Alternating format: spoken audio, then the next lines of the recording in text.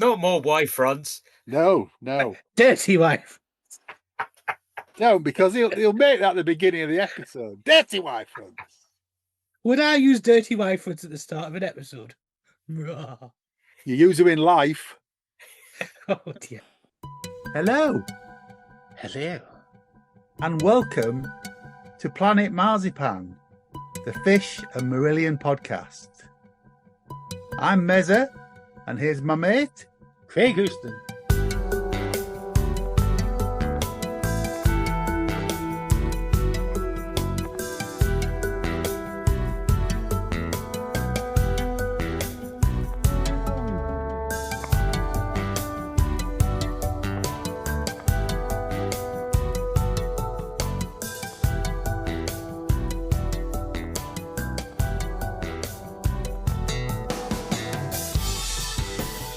Hello and welcome to Planet Marzipan. I'm Mezza. I'm here with my good friend Craig. There's always a Craig. Yeah, because I'm going to think about it. Come on, because I've got to read on the screen. I've got it tattooed on my forehead backwards, so I know what to say. Okay. We are here to talk about Pete Trewavas, one of Pete Trewavas' many offspring bands. One of 37. Kino. And we've got some friends with us to help out. We welcome back to the podcast Nathan Page. Good evening. Hiya. Grae Tennick. Good evening. Hello, Grae. And the man what knows stuff, James Levey. Hello. Hello, James. You're right. Because he is clever. He is clever and he has the keys to all the secrets. To Russia's locked doors. To John's locked wife fronts. Ooh. Wow, You stop had to get it. in there, didn't you? Stop it. Right, Oh, I'm going to get us back never on track straight away. Kino have an entry on Wikipedia. Do indeed. Just make sure you get the right one. Well, it says Russian- at the Yeah, top the of little the name, Russian band. it says Kino, open brackets, British band, close brackets. This article is about the British progressive band and is not to be confused with Kino, the Russian band. Kino are a British neo-prog band made up of the members of other progressive rock acts, John Mitchell from Arena and The Urbane, Pete Trewavas from Marillion, Edison's Children and Transatlantic, John Beck from It Bites, Bob Dalton, also from It Bites, and Chris Maitland, formerly of Porcupine Tree. The band released their debut album, Picture, in February 2005, and the band were inactive from 2006 to 2018, with Mitchell having joined Beck and Dalton in the reformed It Bites, replacing the original singer-guitarist Francis Dunnery. However, in January 2018, it was announced that Mitchell, Trewavas and Beck had reformed the band, with Craig Blundell replacing Chris Maitland on drums, and a new studio album, Radio Voltaire, was released in March 2018. So, Kino's discography. Grae, go on. You need to tell Can I ask something about that entry? Yeah. Go on. So it says that when they reformed and they did Radio Voltaire, that it was Mitchell, Beck, and Pete Trewavas. Yeah. I didn't think Jermaine came back into the band. I thought he was a guest musician. I didn't think he was actually part of the band. I've read somewhere that he was brought back in as a guest musician rather than...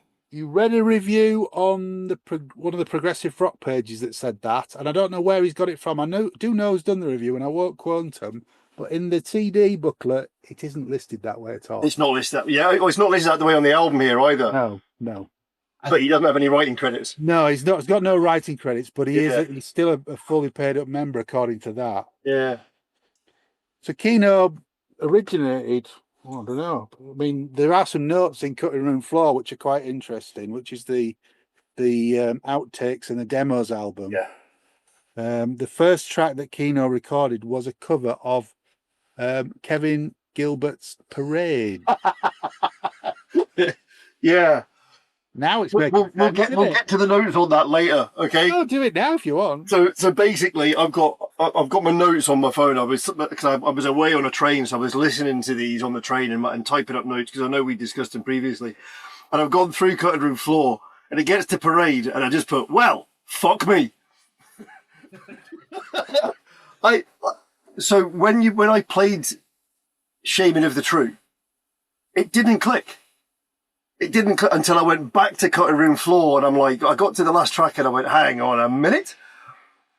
Well, it was recorded for a proposed Kevin Gilbert tribute album that never happened. Right. It's a fairly straightforward cover of Parade. It's not, it's nothing else. Oh, it's nothing. Yeah. I can't tell where John Beck would be on that. It sounds to me like it's just Trewavas and Mitchell, but I'm prepared to be corrected. I've got a couple of notes like that on the Cutting Room Floor, but we'll get to it. There's a couple of points I'm saying, well, it says he sings this, but it sounds like, does it? Yeah. I think Seems quite a lot of on Cutting Room Floor side, quite a lot of Pete's vocals on it. There's one. There's one. Hang on, let's not jump around too much, boys. We're going to review Picture first. Okay. Sorry. What were you going to say? I think the other thing worth noting, if you go on Picture's Bandcamp entry, there is a story around how the band came around. So effectively, according to this, so this is from Inside Out, effectively Beck and Mitchell were talking around an idea because Thomas from Inside Out had gone to John Mitchell and said, I want you to do something similar to the Urbane, but a bit heavier and proggier. And at the same time, Transatlantic were breaking up. So Pete said, I want to do something with John Beck. And that's kind of how it all came together. And Pete brought Chris Maitland in because they toured together. Obviously, Porcupine Tree supported Marillion in 2001.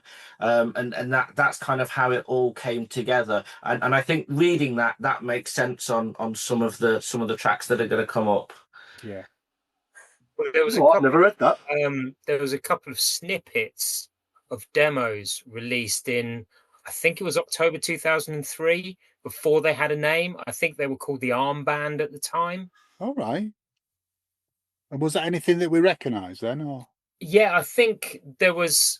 I haven't listened. I've got them recorded somewhere, but yeah. I think it was a couple of tracks that came off the album. But that was via, I'm sure it was Marillion.com that had them. And Pete said, oh, this is my new solo project. We're not sure what it's going to call. Because I think they then recorded it in the gaps on the Marbles tour. So maybe summer of 2004. Okay. Well, the lineup for the album is as you say, it's got Chris Maitland on drums. It starts. Are you guys geared up for a track by track on this? Yeah. Okay, good. All 65 over 3 albums. Just before that, do you want to cover the demos first, or do you want to go straight in? Well, it's up to you. I mean, because the demos, one of the demos in particular, it's absolutely criminal that it's not on the album for me. It would have made. Going to be psychic here. You know what it is. Shut up. Is it going to be Say You Will by any chance? It's Say You Will. I put it in the group chat earlier, so don't be clever. But even if I hadn't read that, listening to it is like, yep, there we go. It sounds like yes. It sounds like yes. Yes track. But I mean, full disclosure, I loved Picture when it came out. I saw the band a couple of times. I think about James at one of the gigs as well.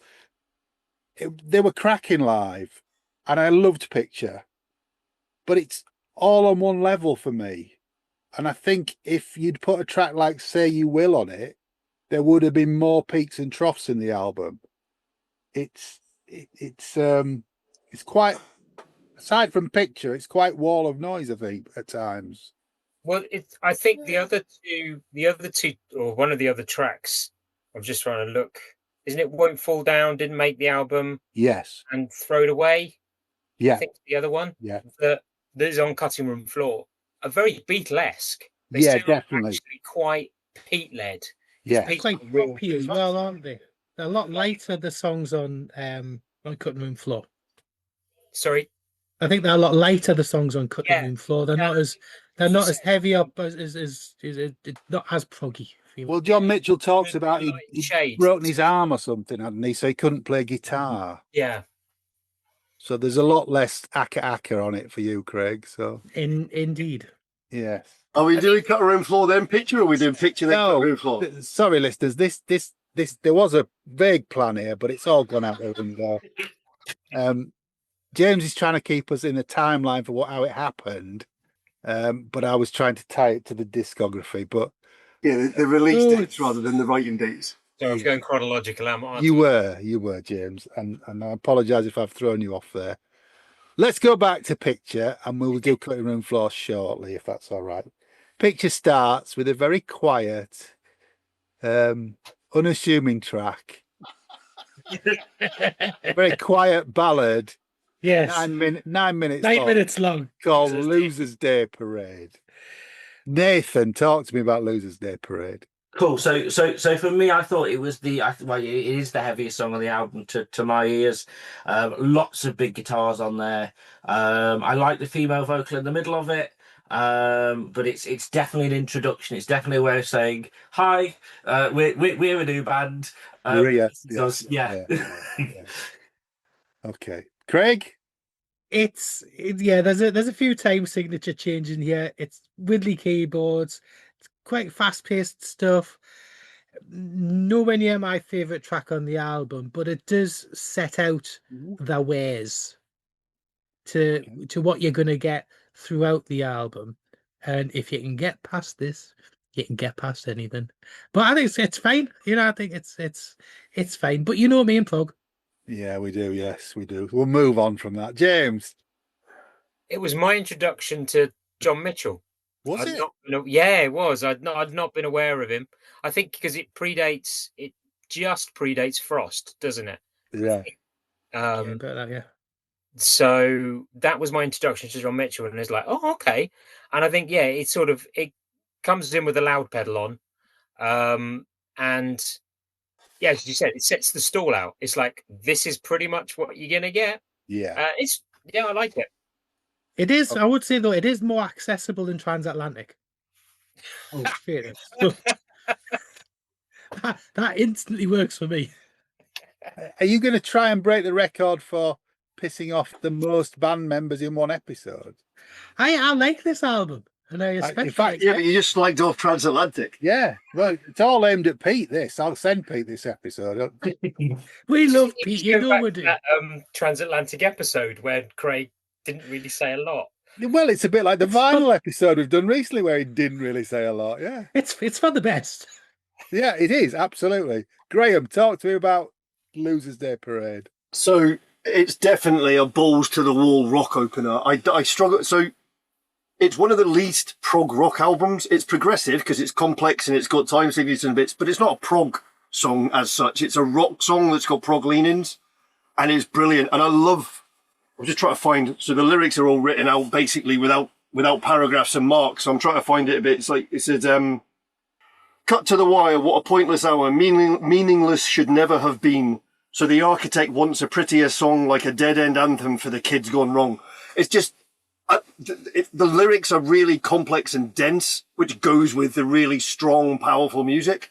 Yeah. So it's an amazing opener, and it sets the stall for what follows. Yeah. It was always a great live track.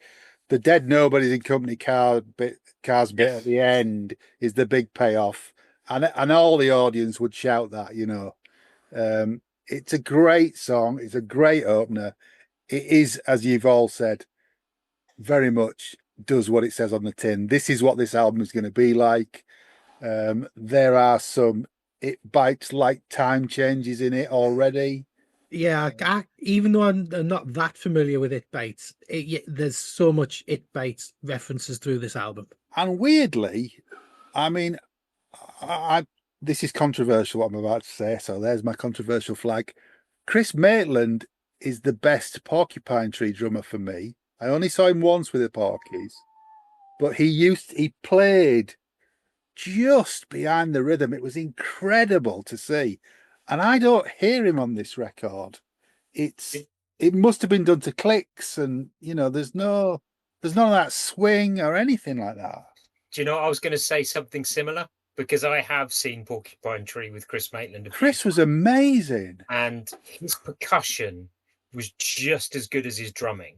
Yeah, and this is quite straightforward, as Grae said. It's quite straightforward rock, progressive rock. Yeah, where there's not that light and shade where he could bring, and he did bring to Porcupine Tree.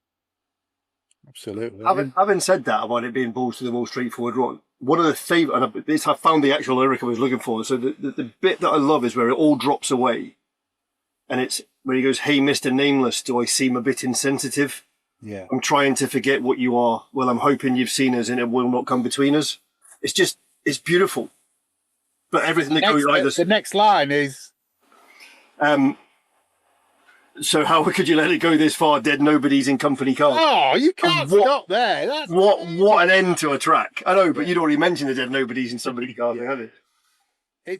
It's great. It's really good, but it you know, like you said, it kind of announces them. Yeah, it's a great way to start the album.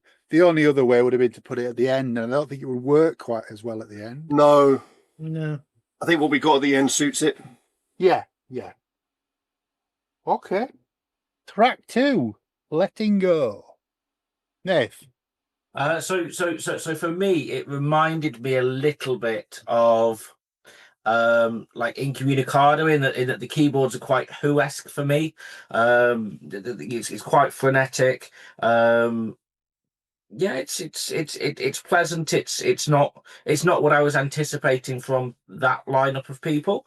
But pleasant. Not my favourite thing on the album, but very nice. Okay, Greg. Yeah, I'm with Nathan on that. I get where he comes from. I like this track. I think it's quite a classic, like pop rock proggy kind of song, and I like the harmonies in it as well. Yeah, some great harmonies in it. Absolutely, yeah. Yeah, but no, I like it. Definitely like it. Okay, James. Yeah, echo what everybody said so far. It's the harmonies on this. I think it makes the track for me. Yeah. And it's not one of my highlights, not one of my lowlights. Just sits in the middle on this one. Yeah. Okay. Grae. I'm wondering if this is the first track that's been led by Beck in the writing process, because it has that kind of vibe for me, and I love it because of that. There are no writing credits on this. No, there's no writing credits on the album, is there? It's all tracks by all. Yes. Thing, yeah, it is very much.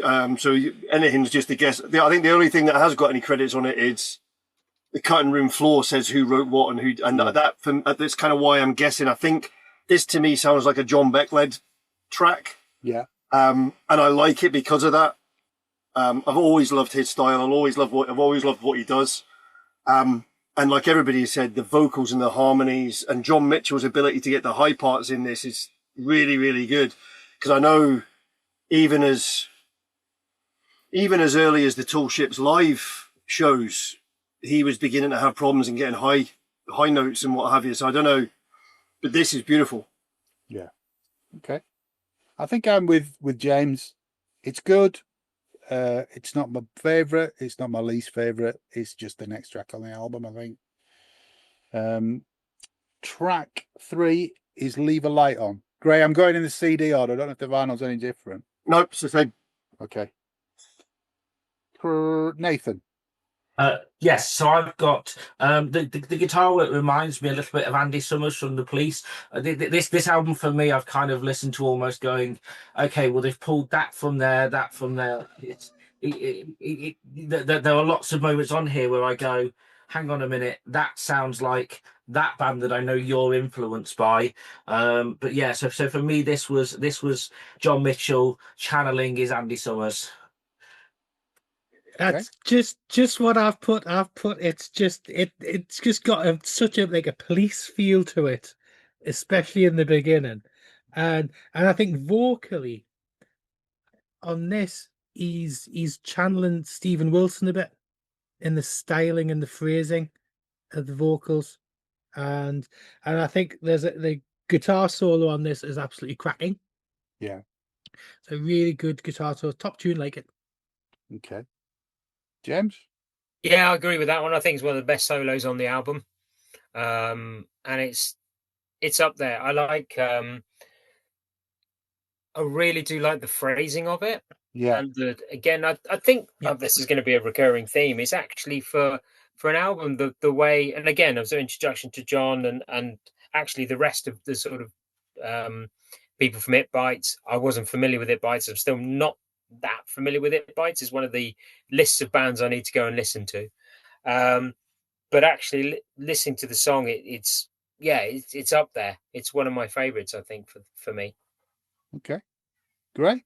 So I love the fact that people, James, I think someone else did, about the phrasing and the way he sings, because for me, this is possibly one of the best delivered albums John Mitchell's done vocally, not just with his performance, but the way you've heard me talk about this in various episodes on other podcasts as well, is like people's phrasing when they sing, and the way he delivers some of this is just stunning, especially songs like this one where you can feel the emotion.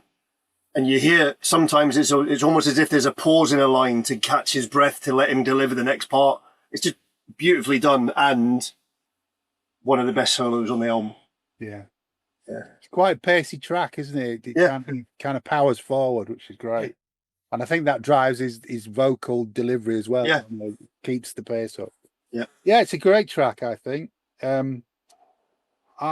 Before we come on to track 4, I have it's better than I remembered it, is what I want to say before we go into it. But track 4 is called Swimming in Women. Nathan. Dreadful. Dreadful.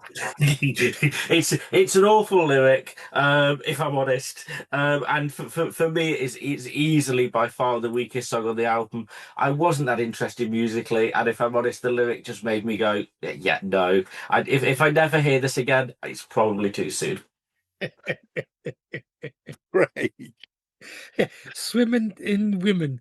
I was about to get me snorkel out and dive in. It could be phrased better in your accent, Craig. Women in women.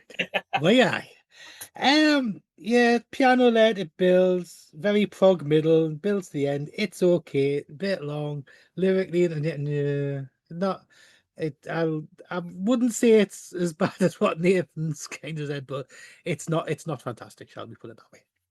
Okay, James. On the wrong album. Should have been on Cutting Room Floor, and the track we've talked about should be on this. Yes. But it was a shoulda, yeah. Yeah, I think you're right, actually, yeah.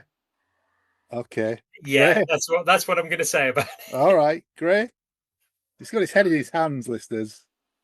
If this is a sign of John Beck's sense of humour, then we've got problems. This is John Beck. I know it is. It's all John Beck. I know it is. I was being so kind. It is the most It Bites song on this album. Yeah.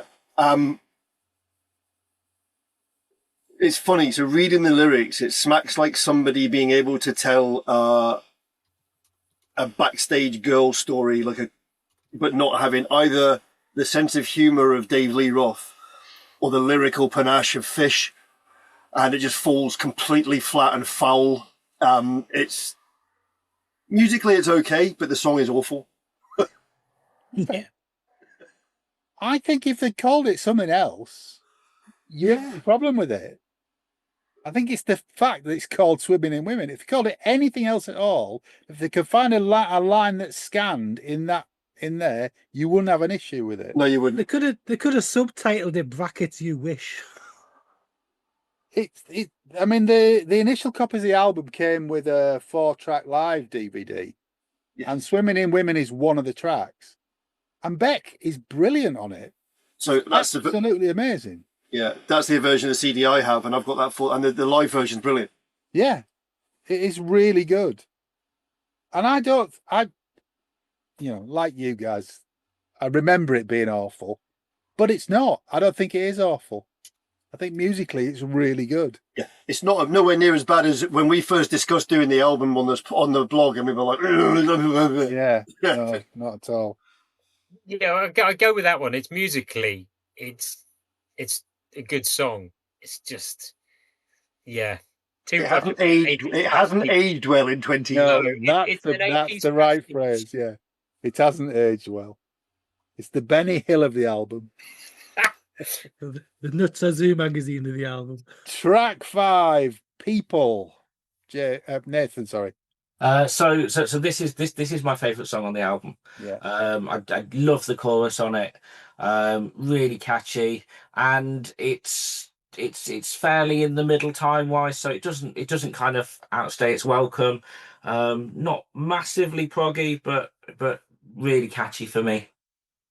Okay, Craig. Power prog pop. You're just a label guy on here now. I am indeed, with a bit of Scooby-Doo keyboards in there as well. I'm going to buy you a label machine.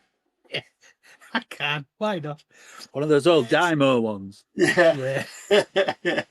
Oh, everybody. Well, I'll put some on your iPhones as well, George. So property of J-Medic.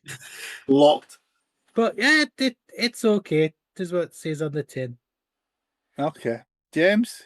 I'm actually with Nathan on this one. I really like this one. I think it's sequenced well on the album, actually, because after Swimming with Women, It's in the right place, yeah. Swimming with Women is a different song. Swimming in Women. Yes. Maybe it should have been a better. Maybe it should have been Swimming with Women, yeah. Daryl Hannah and Splash, but I think it's sequenced well, because straight after that you get this, and it's like I like that one, and it's one of my favorites on the album. Yeah, cool. Grae? So I'm going to challenge your earlier statement of saying that this album is pretty much all one level, because this one and the next one, I think, give it some of that light and shade. I know this one, sorry, excuse me. I know this does have a bit of that really heavy stuff as you go through it, but the way it starts and the song itself has light and shade, but coming after Swimming in Women, when it drops down, you've got the start of the song.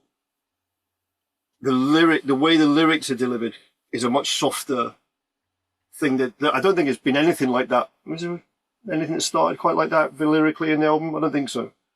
But I love the subject matter of this, because if you jump forward another 10, 15 years, this to me smacks very, very much of the more personal Lonely Robot lyrics that John Mitchell wrote, the ones about self-doubt and and even on what's the Frost song where about the guy that disappears eventually, is it on Day and Age?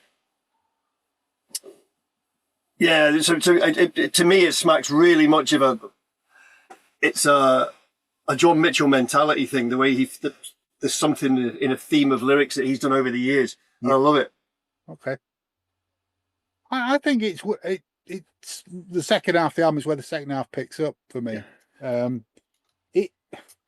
Saying it's all on one level is because in going back to these albums for this podcast, I've got a really new appreciation of Radio Voltaire.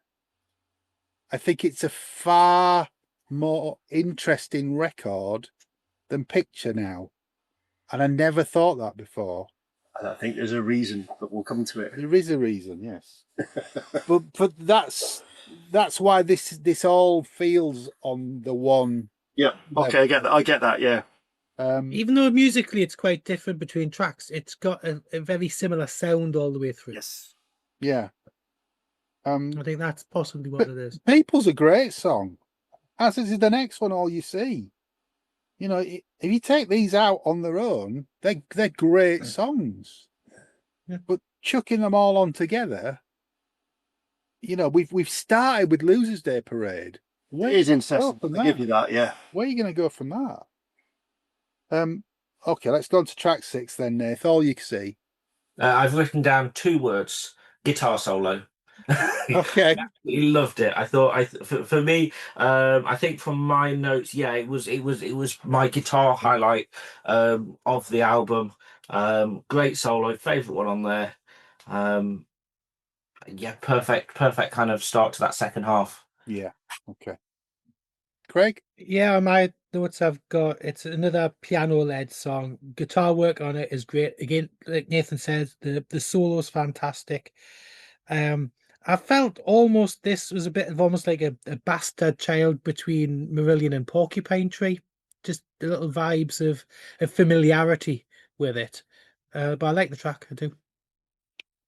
I don't get Porky's from it, but I can see a Marillion link, if I'm honest. I was thinking more like Porcupine Tree in the late 90s, kind of Stupid Dream. Light Bulb Sun for me. Yeah, Light Bulb Sun time, yeah. Purely from the catchy chorus. Yeah, it's more of a sort of a poppy chorus. It's one of the, after I've listened to the album, it was one of the ones that were just running through my head. Yeah. So I really like this track. I think, you know, as you said, those two songs, People and All You Can See, really great back-to-back songs. Yeah. And this, the chorus is great on this one, and the guitar solo. Yeah. Cool. Grae? Possibly my favourite song on the album. Okay. I love the chorus. I love the way the chorus is sung and delivered. I think it's absolutely brilliant. And again, John Mitchell shines. He really does. Without being so on. There's other places on the album where he is that really heavy guitarist. That we all know he's a good guitarist and he can really play riffs and chops and do all sorts of stuff. He's almost understated here, but it is so well done. It's that melodic thing that I love about people like Rothers and Gilmour and what have you. It's his version of that on this. It's really, really powerful. Yeah. It's a great one too, as I said before at the top of this, another good track. Track 7 is Perfect Sense. Nate? So for me, this felt like a precursor to the It Bites albums that were to come. I think if you took this off and put it on Tall Ships, maybe even Map of the Past, it sounds like an It Bites song. You could quite clearly hear John Beck on there. You can hear his influence over it. And for me, it's almost that thing of, actually, I can hear John Mitchell, the It Bites singer, rather than John Mitchell, the Kino singer in this. Mm. Okay. Well, that's a good distinction. I hadn't thought about Well, I did wonder how much listen to this actually, because I don't really know It Bites, how much actually an It Bites person would say, listening to this album, it's almost like a proto It Bites. It's very similar to Tall Ships. A bit less so Map of the Past, I think, but Graham and I've got slightly different views on Map of the Past, but we won't come on to that now. Yeah. We can come on to it with Radio Voltaire when we discuss Radio Voltaire. Yeah. Craig? When I listened to the start of this, there's kind of staccato-y feel to it at the beginning. Musically, it kind of, I thought of it as like a 21st century version of Just for the Record from Clutching. Just the way that sounds. But that's in my head. Your ears faulty. Yes, they're completely screwed. Can't believe it's taken me all this time to say that, but are they? Yes. Okay. I'm all muck and fuddled. James? I think it takes a little dip after the two songs previously, but then, you've set a very high bar for that one. I think it's a lot, musically it's a lot lighter, and it's a bit more sort of very poppy in points to it. It's not a song I don't like. I think this is just one of those middle of the road sort of, it's a nice song, but it's not screaming remember me. Yeah. Grae? It is almost a letdown after the last two, which is actually shocking because it's a beautiful song. It's really, really good. But I think we've mentioned on albums before that you just said, if you take People and All You See out, they're great, but this album is it's quite intense all the way through. And for me, People and All You See, they stand just a little bit above the others because of the reason they've got the light and shade. And they're so good. After them, this one suffers. But lyrically, it's almost like a proto prayer. It's like, on earth thy will be done for this. And the way he talks about things and the way his lyrics are done. Again, I love all the concepts of the lyrics that he uses. Well, I'm saying we don't know who wrote them all, but I'm assuming Mitchell wrote a lot of them. And it's great, but it's almost like I was expecting more. Listening to you talk about it, and you've got the vinyl in your hand, the CD's not much better. They're all listed without any sort of real punctuation or breaks in it. I don't hang on the lyrics of this album at all. So I didn't until I got this and I could read them properly. Yeah. I'm wondering if that's me, but there are very, very few Mitchell songs that I do hang on the lyrics. Yeah. Because of the way he delivers them, I think. And the pace of this album, it's all about the melodies for me. So it's things like the melodies and the choruses. Yeah, if you look at this, it goes, she talks to me in mighty arcs of her new scene, and my faith revered still shrinks beneath the heavy seed, and catapulted upwards by the sound, and splinters heaven bound, again returns to me. Is it a Fish lyric? Exactly. It's like it's really dense, heavy lyrics, which you can take it to mean just about whichever aspect of it. Yeah. But I love that sort of depth, and that was a motorbike. Sorry, going past. That wasn't me. That was a motorcycle. Planet Marzipan now in surround sound. Oh, let's move on to Room for Two. Nathan. It's the pop song on the album, isn't it? It's got to be Pete, hasn't it? I would hope so. Yeah. Yeah, go on. Pete is a massive pop fan. If you ever get him talking about, pop music, he is more than happy to kind of get going on it. It's got a huge chorus, very sing along, quite fast paced as well. Yeah. Craig? Yeah, that's what I've got in my notes. It's up tempo, it's very poppy. The keyboards are very 80s style, and the reminds us a bit. Yeah, we're going to be Clothier again. Reminds a bit of a cross between Rick Wright and Mark Kelly, a bit feeling them. But nice tune. Cool. James? Yeah, I was going to say it gives me a bit of a mid-80s feel pop song. Yep. It's nice enough, but I think, as we were saying, but then, we've just been complaining it's very similar album, but actually this gives it the bit of a light and shade and bit of relief and stuff like that. But I think in its own, it's okay. It's got a catchy chorus. And again, we talk about the melodies and things like that, but it's not one of my highlights. No. Grae? So it is a throwback to that kind of 80s pop rock type stuff. But for the life of me, I can't imagine. I'm trying to work out who I would say did similar stuff. And off the top of my head, I'm not, I was thinking, I'm a talking Mr. or anything like that. But no, because they were more keyboard driven than anything. You know what I mean? It was like, it's really difficult to pigeonhole it, but it's got that vibe. Yeah. I think it's needed because everything else, whether it's heavy or slightly lighter, has pretty much been of the same feel, speed-wise and what have you, whereas this gives it that oomph. But that's about the only positive for it. For me, being the wrong place on the album. Yeah. I think chucking it down this end of the album, it's just a bit throwaway. Yeah.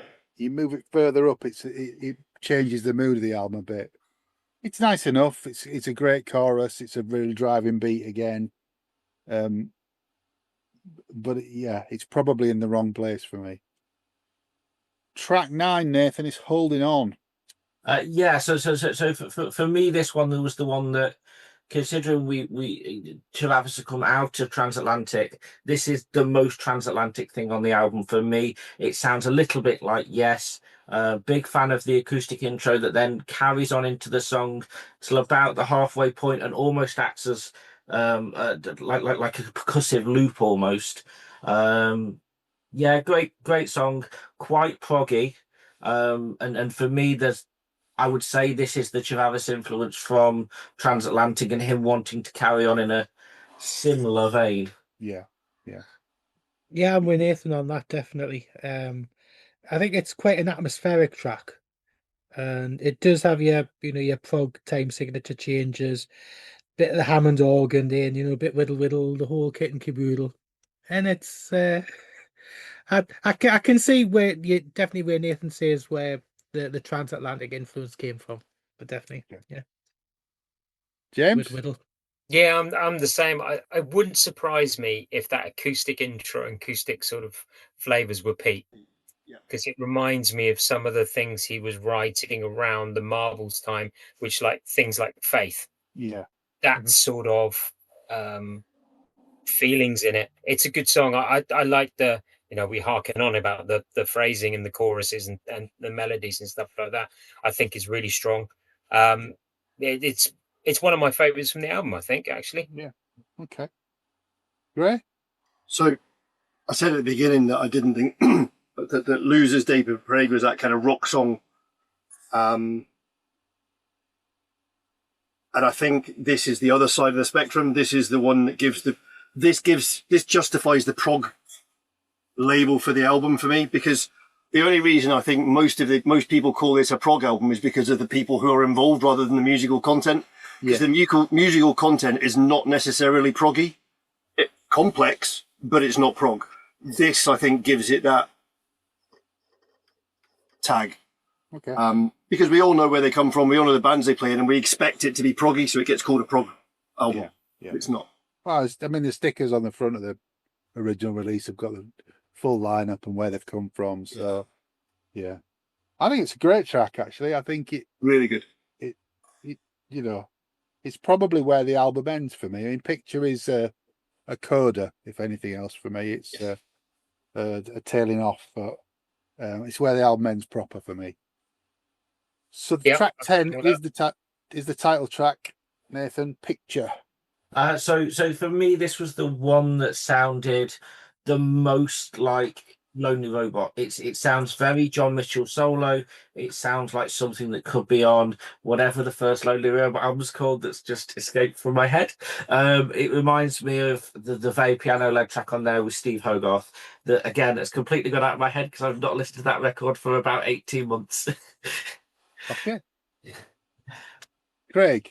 Yeah, just with what you'd said there, John, I think Holding On would have probably been a better album closer than this one. It's take a power poppy, proggy kind of. It's not. I don't think this is an album ending song. It's okay, but it's not one of the stronger tracks on the album.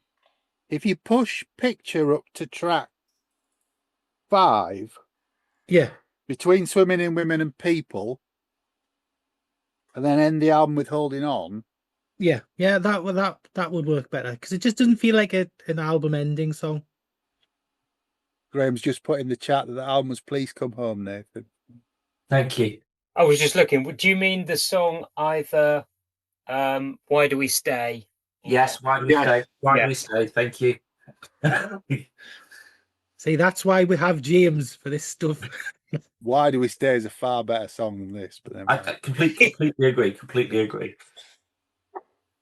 James, Picture. Yeah, no, I echo everything everybody said. It if it was moved further up the album, I think it would have a bigger impact. But I think it's wasn't it somewhere I've read, maybe it's on Cutting Room Floor on the notes, it was sort of something that John Mitchell said. On the audio of Cutting Room Floor, he says it's a piece. It was originally a piano piece that John Beck did for a film, and he thought it was beautiful and it needed lyrics.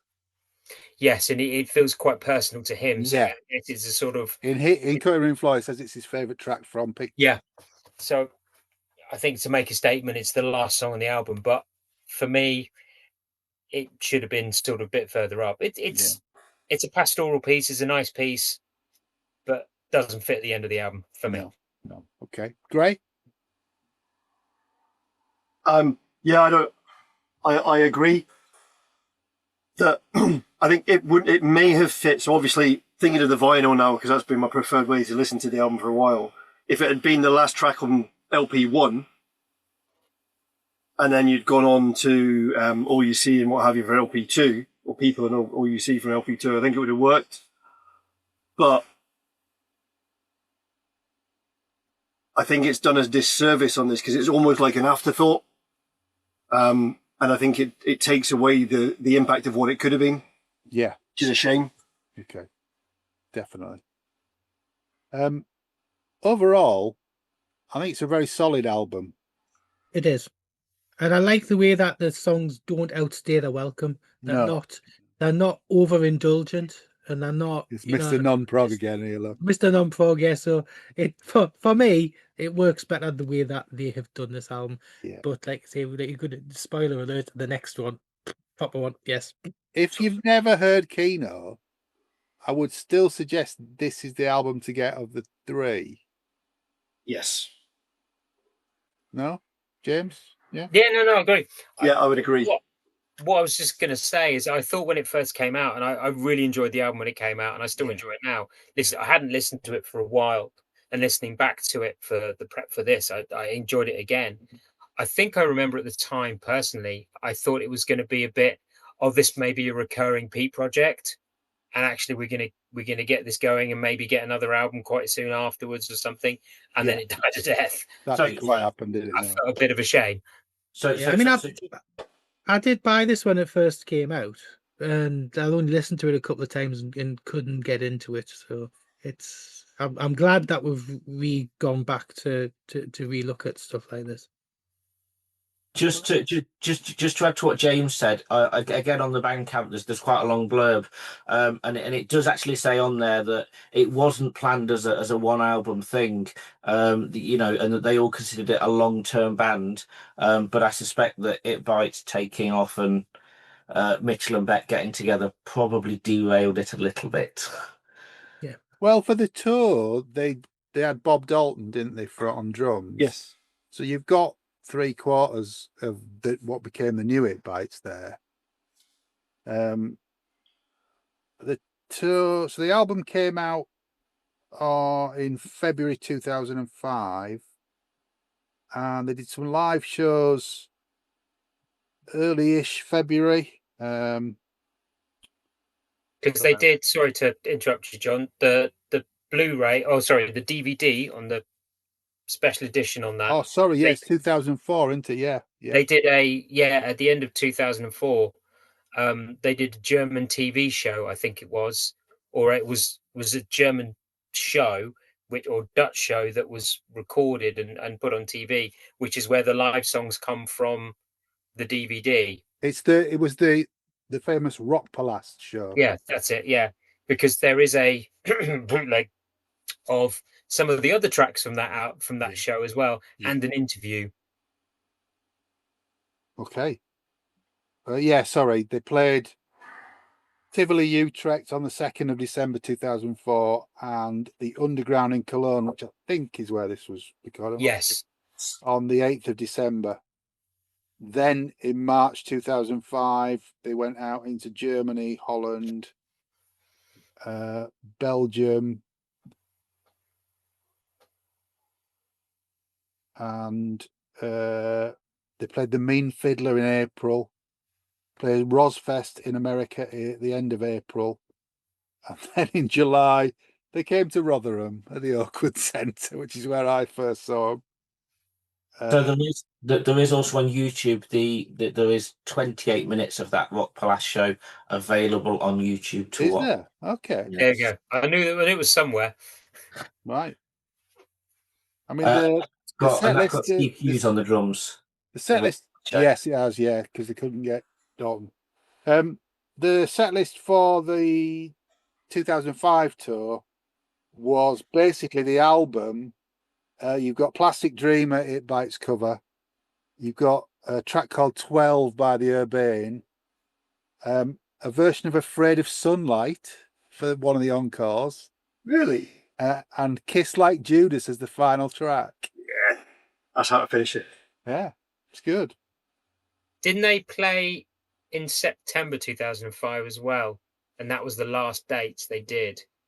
Well, no, they played right up to Christmas. The last date on Setlist FM is the John D in Oslo on the 17th of December 2005. But I saw them in 2006, April the 15th, 2006, at Herringthorpe Leisure Centre, Kino, with Credo supporting. Oh, okay. Although I can't find any set list online for that. I definitely remember it because I was stood at the bar next to Pete Trewavas and having a chat with him. So I guess that was after the gig, not during. No, it was before. Oh, okay. He was very sociable, Pete, Yes. And I don't know if Mark Colton is listening to this, but Mark, it's your post on the Prog Archives.com forum is the only reference to that gig I can find anywhere on the internet. But I know it happened because I was there. It wasn't the Fever Dream. No, but they did release Cutting Room Floor to sell on the sort of November-December tour, which is an album they put out themselves with live tracks and demos on. which we've got to talk about, James, haven't we? Yeah. Can I just say something before we jump on it? Yeah. So I think for me, one of the things that I love about Kino Picture album as it does, so it's pre-Frost, it's pre-Lonely Robot, it's pre-John Mitchell It Bites, and it is, to all intents and purposes, a supergroup. But it's one of those supergroups, one of those rare beasts where there is no, although John Mitchell's the guitarist, so he's quite prominent, there's no ego seems to overpower any other part of the album. The four of them all have had their input, and I think that's probably key for the way it's all songs written and performed by Kino rather than the individuals.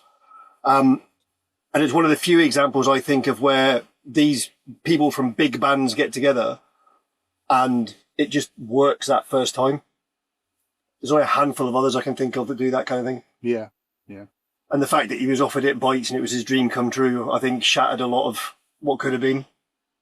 Yeah. Definitely. Cutter and Floor, shall we go through that? Yeah. Briefly, because we've got another album to talk about yet. Get yourself settled in, folks. We've still got a way to go. Well, we're not going track by track on this. So there are live versions of the following tracks on here. People, Perfect Tense, Room for Two, and the title track Picture. There's also the previously mentioned Kevin Gilbert cover of Parade, but there are some demos. There's a demo for a track called Throw It Away, which is a very Beatlesque number. Yeah. Yep. I think that's very Pete influence. Mind you, then John Mitchell's also quite Beatles influence at times as well. Yeah. So I put, again, I put this one, I've written down very different in style to what's on the album. Very Beatles-esque in places, probably Pete. But I've said probably isn't on the album because at places it uses the guitar motif from Losers Day Parade. All right. So if you listen to it, there's a motif that he plays that he also plays in Losers Day Parade. So it's possibly that's why it's not used on the album or didn't get developed any further. Okay. It's a nice enough track, though. In fact, I like all of the demos. There's not one of these. I think they're fantastic. Like weirdly, in the notes, John Mitchell's put about this track. I quite like this tune, but you can only put so much mid-tempo on an album. Yeah, I think you did, though, John. There's also a demo of All You See, but obviously that ended up on the album. So it's interesting because the sleeve notes say it's all John Mitchell's vocals apart from, what's the one that Pete, Won't Fall Down with Pete singing? Is it Won't Fall Down? Well, they're not, because I've still got to talk about Say You Will again, but... Because to me, this sounds like John Beck singing. I thought it was John Beck singing, but apparently it's not. It's John Mitchell. Right. Because I said that, to me, that's the only real difference, because as a demo, all you see is really it's basically the song without the sheen of production on it. It's really close to what you got. But I think Won't Fall Down would have made it really nice if they'd expanded it. I mean, it's only like 2.5 minutes long. It's got a nice guitar solo in that as well. Yeah, it's a shame. Peter Mitchell, isn't it? Yeah. Yeah, it's just a shame that wasn't ever used. So I use the word Beatles-esque for just about all of these demos, but this one I've got sounds great. Melody-wise, again, very Beatles-esque, by way of Oasis. There's another great guitar motif. However, it's almost as if John had learned to play the same lick twice and just played them on every track to begin with, because there's loads of commonality in this that you hear elsewhere in the album. Okay. Well, there is no commonality on Say You Will. Oh my God. 14 minutes of John loveliness. It's brilliant. It's absolutely brilliant. It really is. Why they didn't put this on the record, I don't know. Nathan, talk to me about it. So I heard this for the first time today. You did, yeah. After being prompted that I had to hear it, yeah, it's very proggy. It's very there's Chris Squire bass parts in there. There's expansive keyboards. There's guitars. I'm hearing transatlantic. I'm hearing and I don't know when this falls time wise in terms of recording, but if the stuff I've said about Transatlantic is true, potentially this is Pete kind of going, you know, this is what I've been doing, this is what I want to carry on doing. There are some Pete vocals in there, I think. There are. Oh yeah. Yeah, it's great. It's got some interesting bits. I mean, there was a bit of like 70s American folk kind of sound in it, and it's batshit crazy, but it's brilliant. So it's got a kitchen sink in there as well too. Yeah, I've written a paragraph. Can I just read out quickly what it was? Yeah. So I put, say you will, where did this come from? It starts off feeling like a bunch of riffs chucked together as they find their groove. Then the song starts and it's gorgeous. Then it turns into a blues-based, do I dare say Beatles-esque again, Hammond-driven groove jam, and it's ace. In fact, the whole thing sounds like them having fun, and the vocal harmonies are just so lush, it's amazing. And then at about 11 minutes in, it all goes, oh, Mike Hunter's found 30 seconds we couldn't fit anywhere else in as if it was Marillion. And then it goes back to being absolutely brilliant again. It is bonkers, but it is just so good. Absolutely. It should have been on the record. James, what do you think of it? It's a lost gem. It really is. It's worth cutting room floor alone. Yeah. And that's all I need to say. Can you get cutting room floor? I've looked for it online. I don't think you can you? I think you can get it in Discogs, can you? You can get it in Discogs, but it's dangerous. £65 currently. How much? 65 quid. Wow. Yeah, and it's not streaming anywhere either. No. Okie doke. That needs rectified. It needs rectifying, yeah, absolutely. Well, before we talk about the second proper album, Radio Voltaire, there were a couple of legendary gigs by a band called Defense of the Realm. I make it 2010, Nathan, is that right? Yes. Certainly the Lydney one that I went to was 2010. And then they did a Christmas gig at the Peel, and then I think they sold the helmets off for charity, because when I mentioned to Pete a couple of years ago, it would be really fun to do that again, because you know the from what I've heard, the gigs were fantastic, the set lists were fantastic. He went, yeah, but we've sold all the gear, so we probably can't. Oh. But it would be fun, and I was like, oh, okay, that's not happening then. Tell us the lineup, Nath. It was Craig Blundell, Jen Godfrey, John Mitchell, Pete Trewavas. It was absolutely brilliant. It was mad as a box of frogs. It was brilliant. Nothing's been released from them, have they? Nothing, no.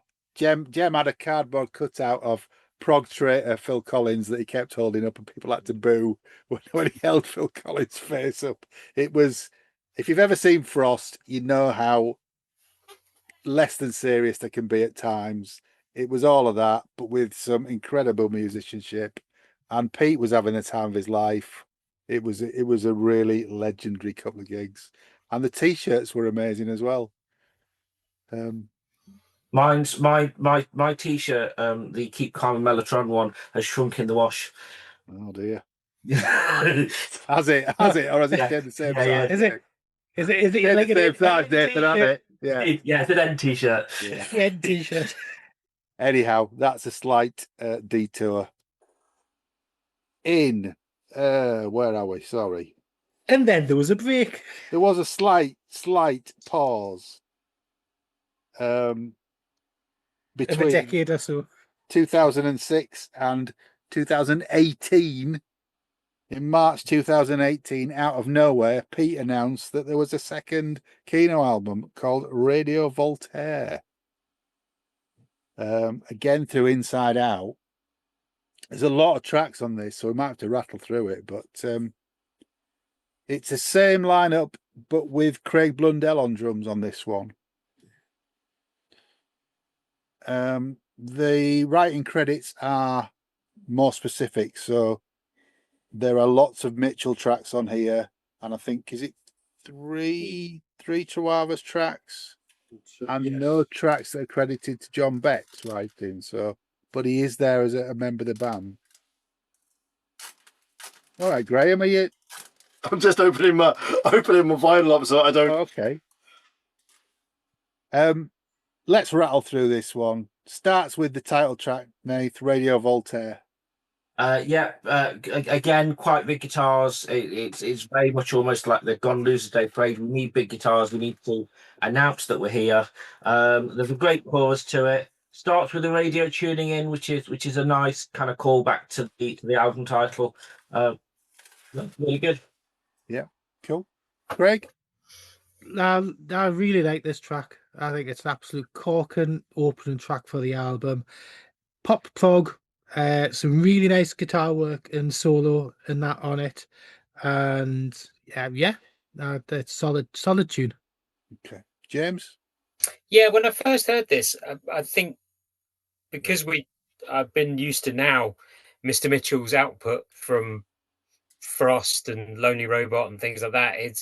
I think it tainted this album a little bit, some a bit formulaic to what Mr. Mitchell does. Yeah. But it's a good start. It sort of echoes a little bit of Picture, that it starts with that driving song, guitars and things like that. So no, it's a good tune.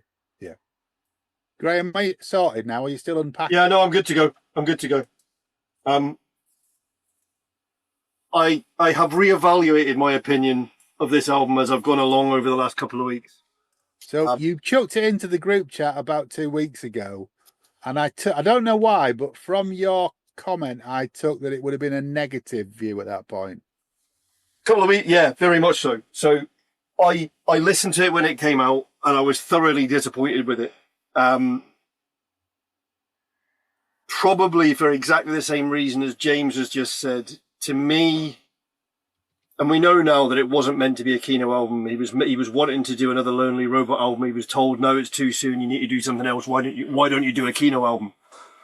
And that's how it came to be. And a lot of it, to me, sounds like John Mitchell, Lonely Robot, maybe a little bit of It Bites type stuff, but that kind of, it was his sound. It was why I struggled with Map of the Past. It doesn't sound like Map of the Past. No, it doesn't sound like Map of the Past. No, it doesn't sound like Map of the Past, but it suffers from the same thing as Map of the Past. And we'll get to that. But having gone back to it over the last couple of weeks, taking it as an album in itself rather than thinking, is it a follow-up to Picture? It's brilliant. Well, what's this track like? Which is what I'm asking. I love it. Again, it's that opener. Yeah. It's that powerful opener. It sets the stall out. And the thing with the fact it's the title track, it's like, yes, here we are. This is the album. This is what we're going to give you. And it's a great start. Okay. I think I'm with James, really. It's just a wall of noise for me, this first track. And you got to get past it because there's some real gems to be had past this. It's the opening of the record, but it's nothing outstanding. It's no Losers Day Parade, that's for sure. No. Track 2, The Dead Club, Nath. So for me, it's a little bit shoehorned because I'm aware around the time there was a concept of the dead people coming through the radio, and that explains the radio sound. I found the lyrics a little bit forced, if I'm honest. And it's quite a loose concept, and I'm not sure it holds throughout the album. So for me, this is one of the weaker points on the album. Okay, Craig. It's okay. It's a bit power prog. It's got I found it very reminiscent of Stephen Wilson for some reason. Don't know why about that. But what I do think is interesting is there's a Berlin Headquarters mix of it. There is, yeah. Which has got really nice squelchy bass on it with harpsichord and everything. I think it's interesting that take on it. It's on the deluxe version, isn't it? Yeah. It's available on the streaming. So yeah, I think they're interesting tracks, both of them versions. James, I prefer that Headquarter mix. Yeah. That's my go-to version of the track. Yeah. It's okay. That's about all I can say to it. Grae? So I think a combination of what everybody else has said. Nathan's thing about the lyrics, I think the lyrics they're very childish in the way they're designed and laid out, and it doesn't feel it. It feels the song's forced, and it doesn't live up to some of the other tracks on the album. Some of the other tracks on the album are just gold dust, and this just feels like a throwaway. Yeah. The Headquarters mix is far better. It's a continuation of the first track for me. It's still a bit noise. The next track is where the album really picks up for me. I think Idle Wild. Nath? So this is beautiful. It's a piano ballad. I'm aware that I believe the backstory is John F. Kennedy Airport in New York used to be known as Idlewild, although that wasn't its official name. It was well known as that until Kennedy's assassination. So I've always took it as being a little bit along similar lines as like Nothing to Declare. It's about the airport. It's about that kind of travel. It's a song that looks backwards quite a lot as well. Yeah. Okay. Greg? I think it's a beautiful piano-led track. I think it's almost the potential. It's almost like the hit single kind of off the album, and it's funny because if you look on Amazon Music, they on each track of an album, they've always got like how popular each song is, and this one's off the scale for the album. So, and I think it's like I'm with Nathan all the way. I think it's a beautiful track, really, really good. James? I think this is where the album starts for me. Yeah. As everybody said, it's a beautiful song. It's one that really lifts it, and I agree with Nathan. It's the looking back, it's the lyrical content. It's just a really beautiful song. Yeah, definitely. Grae? I totally agree. And I think where I said the previous song is really bad lyrics, really badly done, this is really beautiful and heartfelt, and I could listen to the song on repeat quite honestly. I love it. Yeah. I think it's a great track. There's nothing like this on Picture. No. And this is why I've changed my view completely on Radio Voltaire. Do you think if this song was done by somebody else, it would have been a hit single?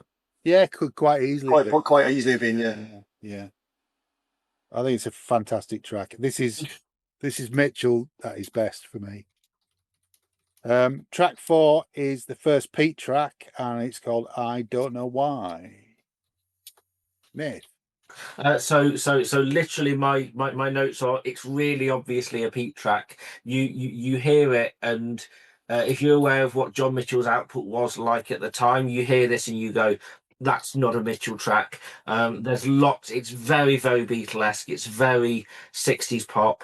I think it's one of the weaker songs on the album for me personally, but it's not a bad song. It's just not. It doesn't stand up to what's come before.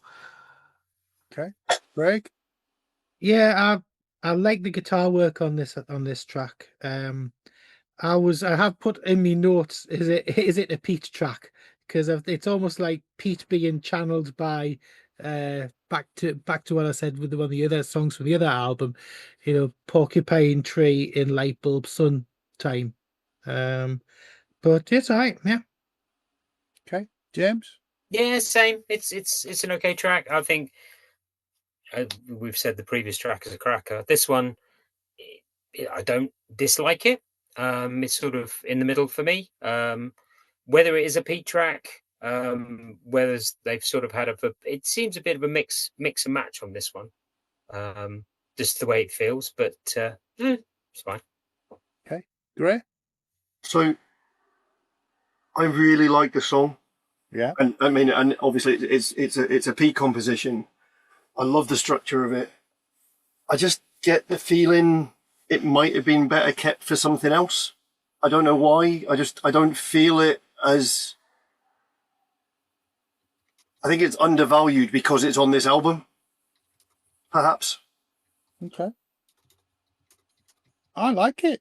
I think it's great. I think it's great following Idlewild. It takes the album in a completely different direction from the first two tracks, and that's a good thing for me. Track 5 is another John Mitchell track, I Won't Break So Easily Anymore. Nath. So for me, this is a really confident John Mitchell vocal. I think completely in contrast to Picture, where at points for me it sounds like he's finding his way. This sounds like I know what I want vocally. I know how I'm going to get there. There's the chorus is really good in it as well, and there's a really good widdly keyboard part, which well, somebody will mention that in a minute. Widdly. Yeah. Widdly. Is that it? Is that your review? Yeah, that's me. That's me out. Yeah, I meant Craig, but yeah. Yeah, pop prog, widdly. It's not one of my favourites on the album at all. It's all right. Okay. I feel like somebody's lost interest here, listeners. Widdly. James. I feel that this lyric is sort of along similar lines as some of the Lonely Robot stuff, and it's quite a personal one for John. But I like it. I think yes, the widdly is good, but I think it's a good track. Funnily enough, I had this on Spotify in the kitchen when I was doing some bits and pieces, and usually when I put my stuff on, the kids just go turn it off. Especially when they know it's Marillion. But they had this on, and my youngest was sitting there bopping away and singing to it. So cool. Always a good thing. Very good. Grae? So it's really weird. So, like Nathan says, it's a really, really strong vocal from John Mitchell, but yet it's so vulnerable. When you read the words, it's such a vulnerable, and it is. So James, one of the reasons I really struggle with this album is, for me, a lot of it is Lonely Robot played by other people. And this more than most, I think, because of that vulnerability and the personal element to it, it's very much in line with his last two Lonely Robot albums, I think. Again, I think the qualities, this is as good as the two tracks that before it for me. It's great. The album really does step up from track 3 onwards, and this maintains it for me, as does the next track, which is track 6, Temple Tudor. Nath. So I love the acoustic guitar on this. For me, it's almost his take on something like This Green Unpleasant Land by Pendragon. It's looking at the UK, it's looking at the state of it, although done far better than This Green Unpleasant Land by Pendragon, but let's not go there. It's a great lyric. It fits if you know a little bit about John Mitchell and the fact he likes old cars and boats and you know, it's very much a hark to the past and how things were in Britain. Yeah, cool. Craig? Yeah, I like it. You know, it's acoustic based and with keyboards and stuff. There is electric guitar later on, but it's really sympathetic to the whole style of the song. The electric guitar doesn't stand out as being jarring or anything, and it's. But I think Nathan's right. You know, it serves its subject matter fine, and I do like the piano mix of this as well. Yeah, it's good, isn't it? Yeah, at the end. So either version work for me, but I think it is one of the most interesting tracks on the album because it's so like pulled back. It's not a complicated song. No. James? Yeah, I echo those thoughts. It's a really good track. It gives you that relief, but it's a really good lyric, and I like the piano version as well. I think they're up there equally, both versions. Yeah. Okay. Grae? So I think the two versions of this are my second and third favourite songs on the album. I love it. There's a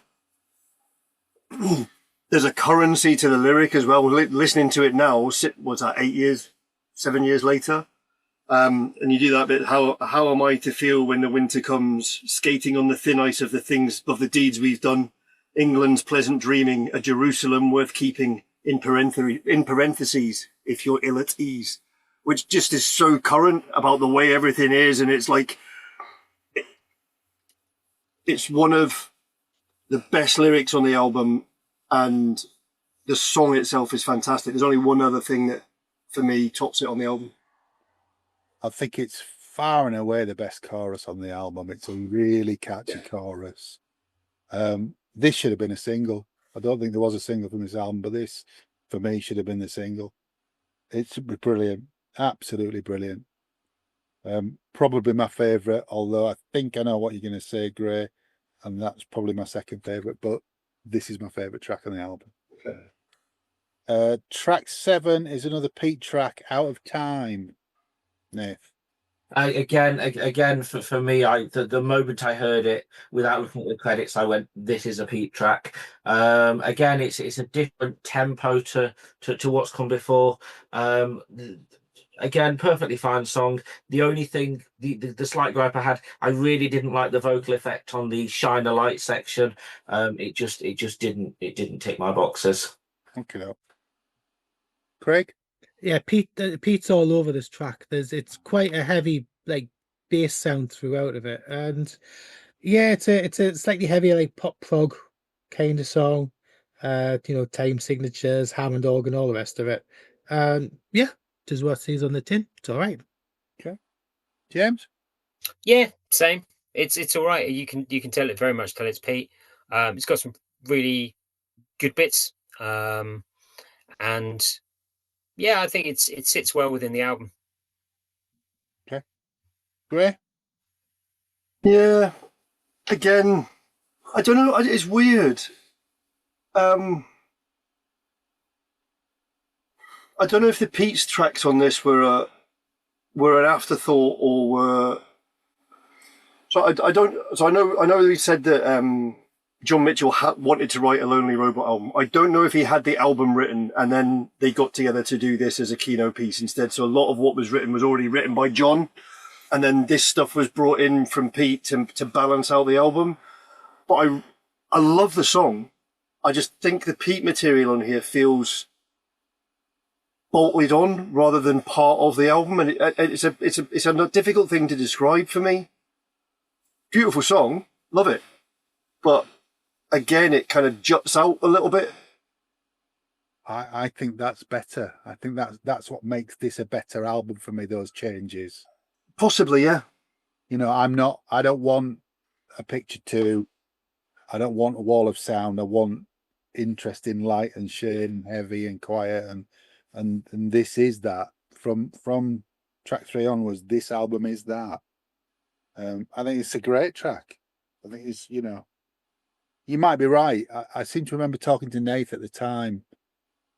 Pete, when the album came out, Pete was not confident in it, was he? No, so I think. I think we're long enough away from this to say this now. From memory, it was. I think it's a contractual obligation. I think Thomas at Inside Out kind of said to them, "Guys, look, don't forget you signed on for X amount of albums, 2 or 3, whatever it was, and I'm still waiting on the last one." So I think they'd kind of forgotten about it, and it was okay, we should probably do something. And I think this is the result of it, because I don't think it came together in a long period. So I think they, reading the blurb on Bandcamp, they came together in like the January, like quite, it's less than 6 months kind of thing for the whole thing to come together. Yeah. Okay. Well, the next track is a short track called "Warmth of the Sun." It's almost like they've learned their lesson with Picture and moved that short piano ballad into the middle of the album, so it's not lost on the start or the beginning. Yeah. It's pleasant. It's not offensive, but it's a minute 49, so there isn't a lot to sink your teeth into. No. Craig? Yeah, which is really annoying, because if this, it's a lovely piano and vocal, bit of orchestral kind of stuff in it. It's nice. I just wish they'd developed it more, because it has potential. And listening, because there is what they call like an orchestral mix on it, but the orchestral mix is just like orchestral. It's done on keyboards. It's not like real orchestra, so it sounds a bit, not right there. But I just wish they'd developed this track more. I think the orchestral mixes of a different track, Craig. Is it? This of Keep the It's Keep the Faith. It's Keep the Faith. It's Keep the Faith. That's me. It's me going on there. The wrong way around. Yeah. James, Warmth of the Sun. Yeah, I agree with the same. It could have been expanded. It could have been developed further. It's got good little highlights to it. It's a bit of a coda / bridge / whatever. Yeah. It sounds like something that they went, okay, that's good. We'll just put it on the album like that, where it could have been developed further. Maybe it was a time thing. Don't know. That's my feeling on it. Okay. Grae? It's disappointing it's so short, because it is just so, it's a complete sea change in the album. It's like brings it right down. It does exactly what the title of the song does. It feels like the warmth of the sun. It is gorgeous. Yeah. And I just wish it was longer. I really do. No, I can sympathise with that, absolutely. I mean, the next track is Back to the Wall of Noise, isn't it? Grey Shapes in Concrete Fields. So this is probably just taking, as we said, maybe what they should have done with Picture, taking it down to bring it back up again. Let's talk about Grey Shapes on Concrete Fields. Nathan? Nice chorus, and I like the picked guitar part. It's a very John Mitchell song. Yeah. It's got that wall of noise. And if you hear the chorus, you can almost go, actually, that sounds like it belongs on a Lonely Robot album. That's not to say it's a bad thing, but it's very generic John Mitchell for that period. Yeah. Greg? Yeah, power pop prog, catchy song, and Pete's all over it. Dymo Man's at it again. Guy's back. No. Yeah, but I think Pete is definitely all over this track. Okay. Yeah. James? Yeah, it's got some really memorable bits, really sort of melodies. That sort of brings it a little bit back to me for Picture. The sort of the phrasing, the melodies, and things like that.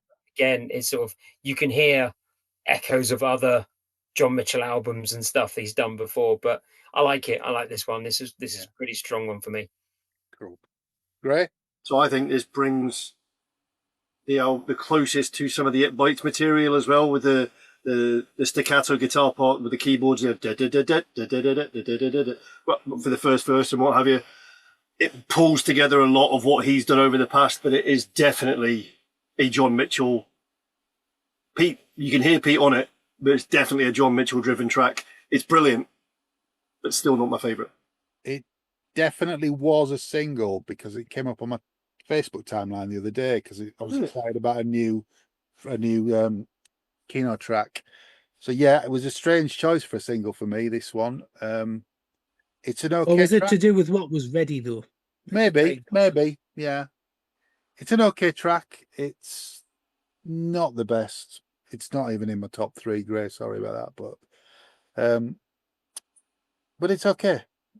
Track 10 is Keep the Faith, which is the final Pete track. Nath. So this track makes me wonder whether Pete wrote the lyrics to this, because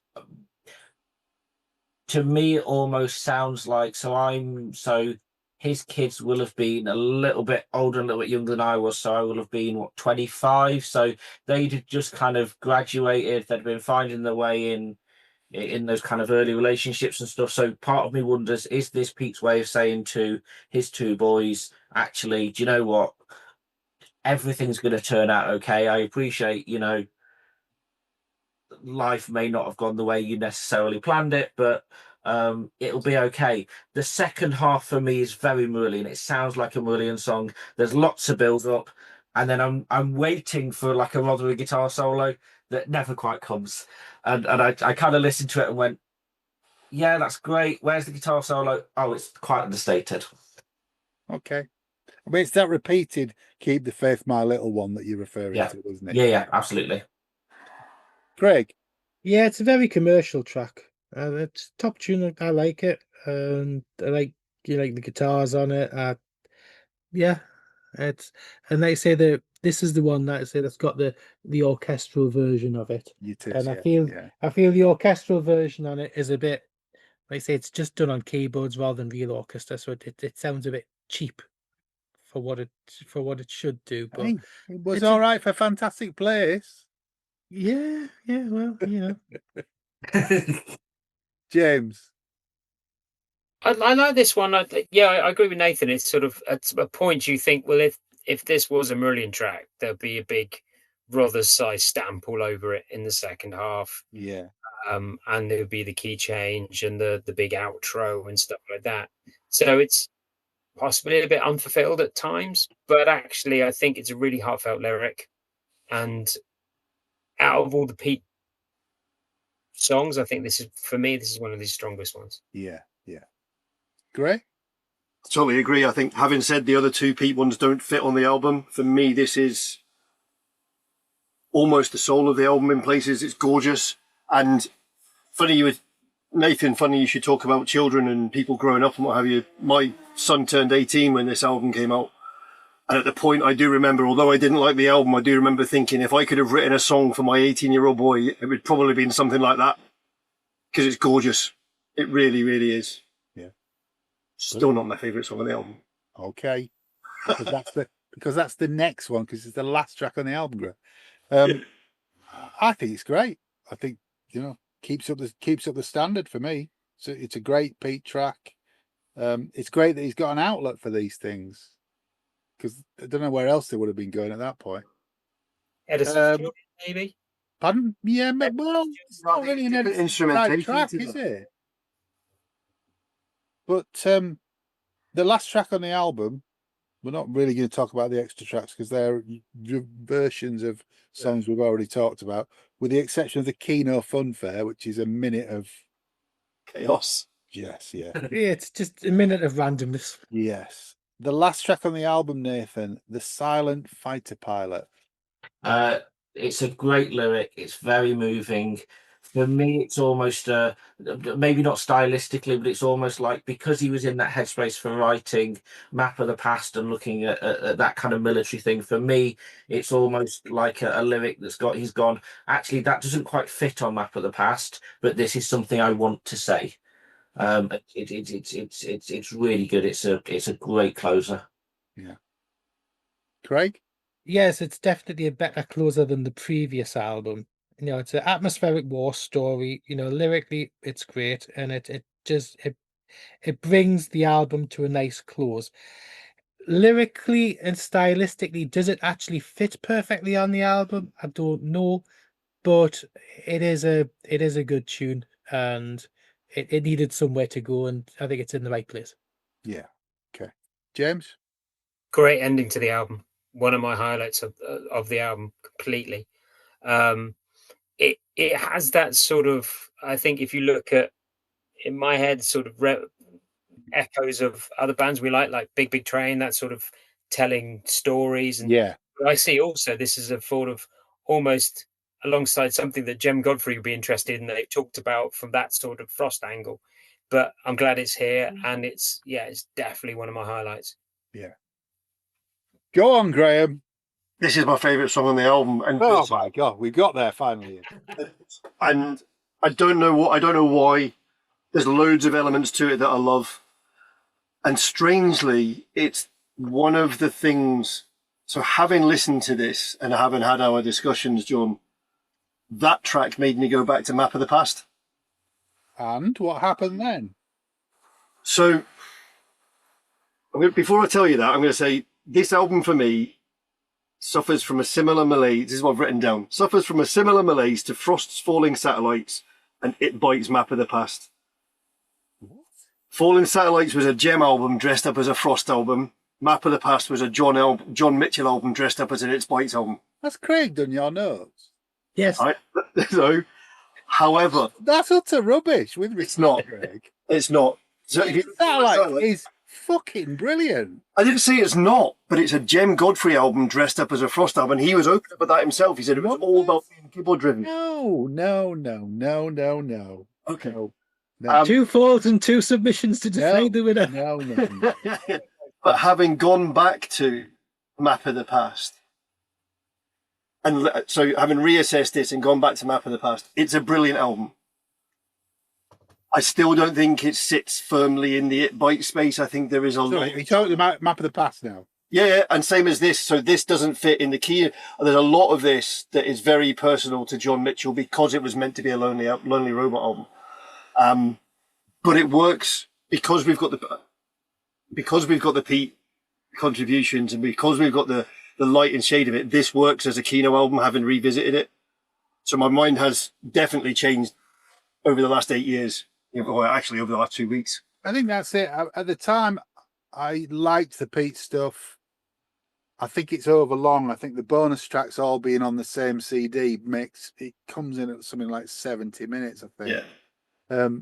So it's probably a bit too long. But going back to it now, I think it's a great record. It really is. Yeah, I really enjoyed it.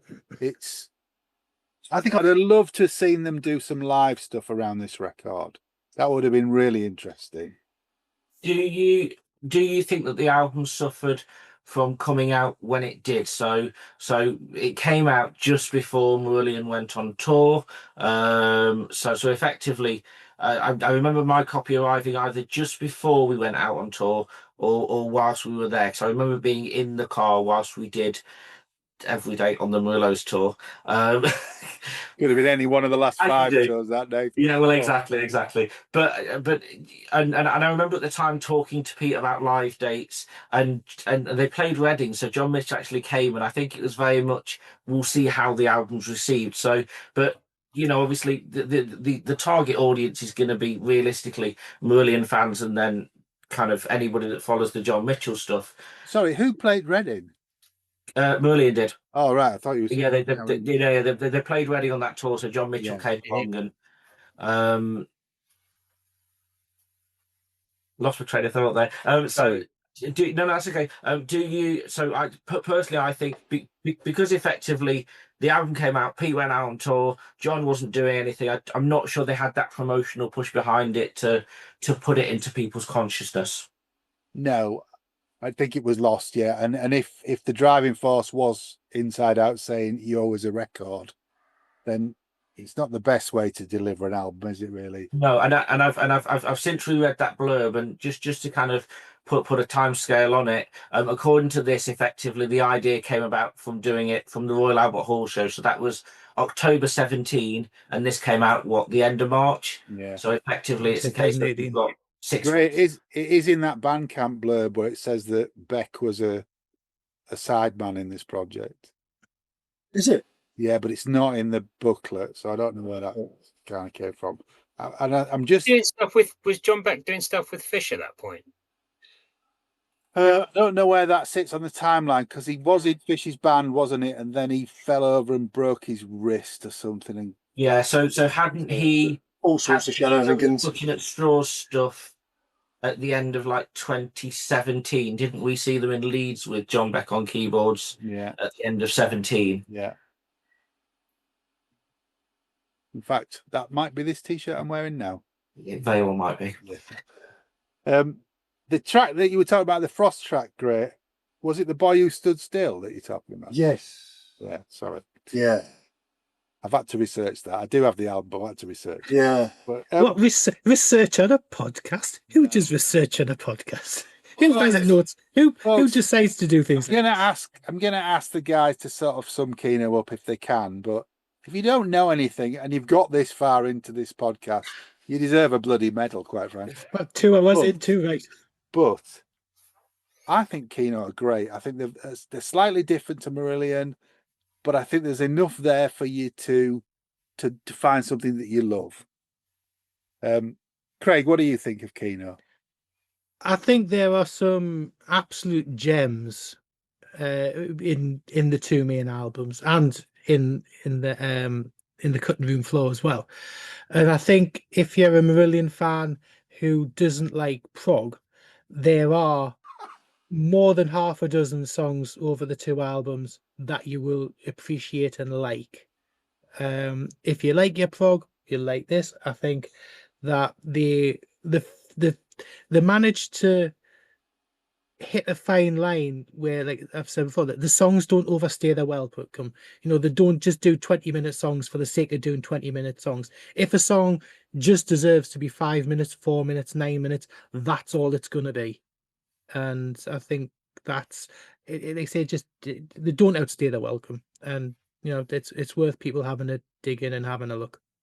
Okay, Nath, what are you? Some Kino up for me. Pop songs done with a prog sentiment. That's what we're doing. That's brilliant. James, you going to have that as well? Are you taking that? Yeah, take that with hooks and great melodies. Yeah. Cool. Grae?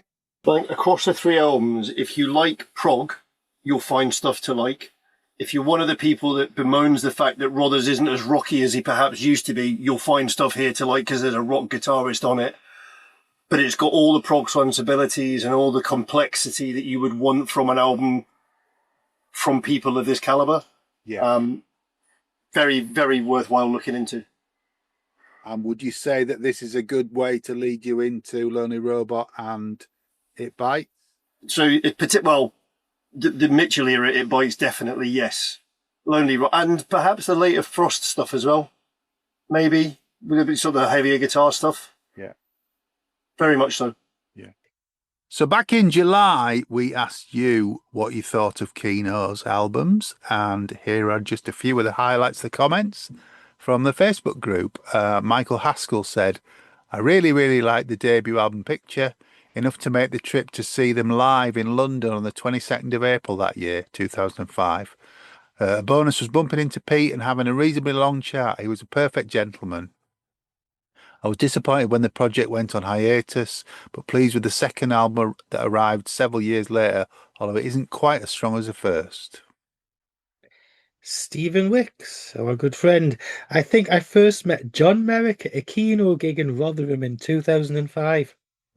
It was a brilliant gig with great versions of Plastic Dreamer and Kiss Like Judas. Unfortunately, they also played the risible Swimming in Women, but you can't have everything. We've talked about that, haven't we? Doug Anderson says, I was lucky enough to be asked to travel over with the band to their first 2 gigs, one of which was partly included on the bonus DVD with Picture. Gary Kiwich loved the debut. Saw them live a couple of times back in 2005. Remember, Rothers turned up at the Borderline to see them, and they played Sugar Mice.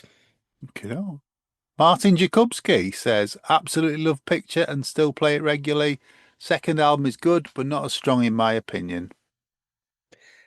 And Mark Colton asked, was that the show Credo opened for them? Talking about your Rotherham gig in 2005. It was. Yeah. Mark Owens says, Summer's End 2010, Defense of the Realm, 3/4 of Frost with Pete T and Tiny Fish. What a night, I'll never forget it.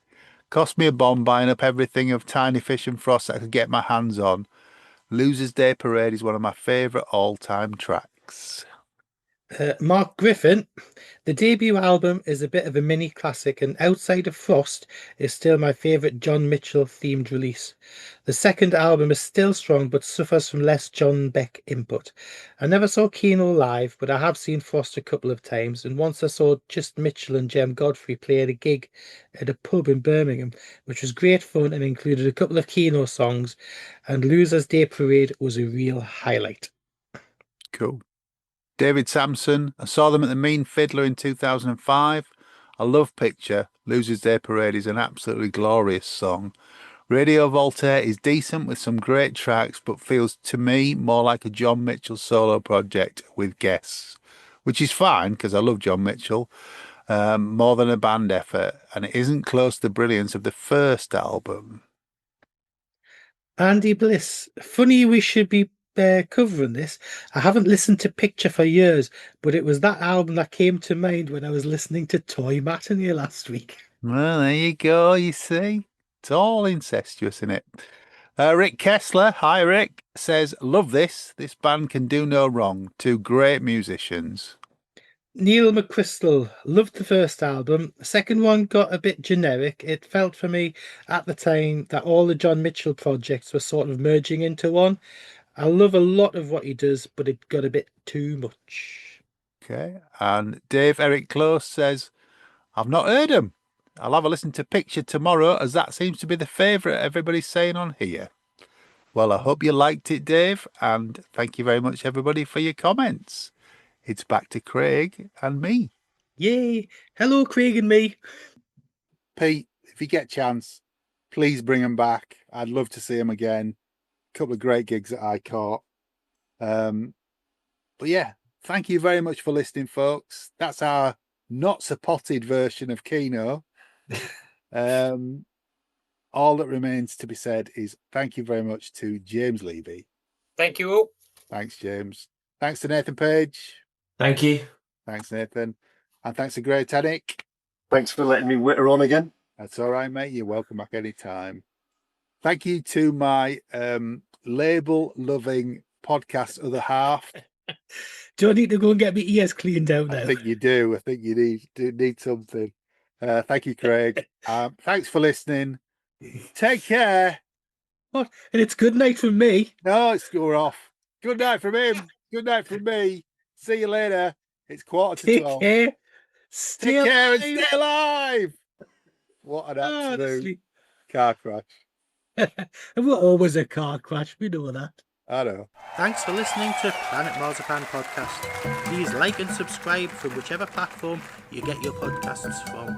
You can contact us at planetmarzipanpodcast@gmail.com and check out marillion.com, fishmusic.scot for all